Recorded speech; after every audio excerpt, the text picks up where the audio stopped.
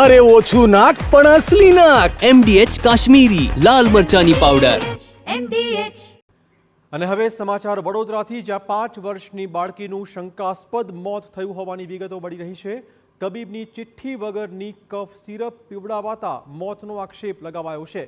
Medical સ્ટોરમાંથી લાવેલી syrup પીવડાવ્યા બાદ તબિયત બગડી ગઈ હતી. સારવાર માટે હોસ્પિટલ લઈ જવાય તે પહેલાં જ બાળકીનું અવસાન થઈ ગયું છે. બાળકીના માસીએ દવાની આડઅસરની આશંકાઓ વ્યક્ત કરી છે. ન્યાયની માંગ સાથે હોસ્પિટલ ખાતે સગા સંબંધીઓએ આક્રોશ ઠાલવ્યો હતો. આ બનાવની જાણ થતાં ACP RD કવા ગોત્રી હોસ્પિટલ પહોંચ્યા હતા. પોસ્ટમોર્ટમ રિપોર્ટ બાદ મોતનું સાચું કારણ સામે આવી શકશે. એટલે પછી એમણે એવું કીધું કે એને 2 દિવસ પહેલા શરદી તાવ ને એવું હતું, એટલે પછી એ એમના જે કાકા છે એમનું મેડિકલ છે એમાંથી એમણે સિરપ લાવીને પીવડાવી. પછી એવું એમનું કહેવું છે કે બીજે દિવસે થોડું સારું હતું, અને સારું હતું દવા પીવડાવી તો પછી મરણ કેમ થયું એ મને એનો જવાબ જોઈએ છે.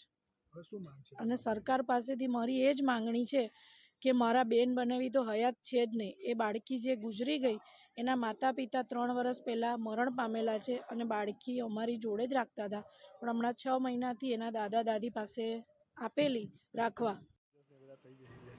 તો મૃતક બાળકીના માવતર હયાત ન હોવાથી આ બાળકી હાલમાં દાદા દાદી સાથે રહેતી હતી. 3 દિવસ પહેલા બાળકીને શરદી ખાંસી થતાં બાળકીના કાકા પોતાના જ મેડિકલ સ્ટોરથી કફ સિરપ લઈ આવ્યા હતા અને એ બાળકીને આપવામાં આવી હતી. પોલીસના કહેવા અનુસાર કફ સિરપ પીવડાવ્યાના બીજા દિવસે બાળકી તંદુરસ્ત હતી, પરંતુ ગત રાત્રિએ બાળકીની તબિયત બગડી હતી. ના મરણ જનાર છે એમના માસી તરફથી આક્ષેપો હતા કે કંઈક ખોટું થયું છે, પણ રાઇટ નાઉ અત્યારે વિષય એવો છે કે પંચનામું કર્યા પછી એમનું PM થશે. PMમાં પેનલથી થશે અને વિશેરા પણ લેવામાં આવશે, અને ફોરેન્સિક રિપોર્ટ આવ્યા પછી એમાં આપણે કંઈક વિવરણ ઉપર આવી શકીએ.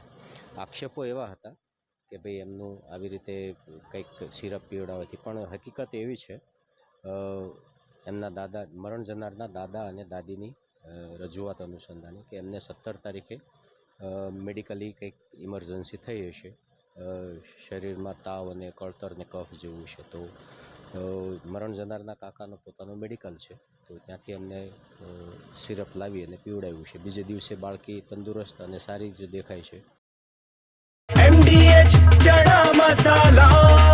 હવે છોલા હોય કે ચોળા, સફેદ ચણા હોય કે કાળા ચણા, બધું મજેદાર બનશે.